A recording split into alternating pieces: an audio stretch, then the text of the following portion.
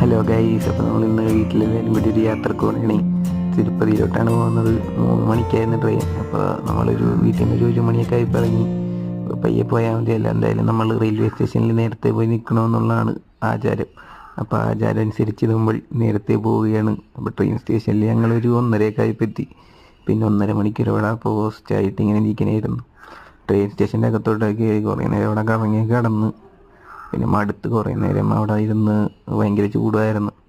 പിന്നെ railway station വീണ്ടും നടന്ന് കണ്ടപ്പോഴാണ് ഈ മെഷീൻ കണ്ടത്. ഈ മെഷീൻ അടിപൊളി മെഷീനാണ്. നമുക്ക് നമ്മുടെ ട്രെയിനിൻ്റെ കോച്ച് നമ്പർ, നമ്മുടെ കോച്ചിൻ്റെ പൊസിഷനൊക്കെ നമുക്ക് നോക്കാൻ പറ്റും.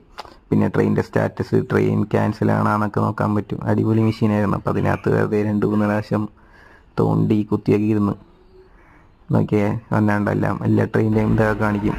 പിന്നെ അവിടെ ട്രെയിൻ നോക്കിയിരുന്ന് കുറേ 2-3 ട്രെയിനൊക്കെ പോയി. പിന്നെ അടുത്ത വീഡിയോ കാണാം. ബൈ.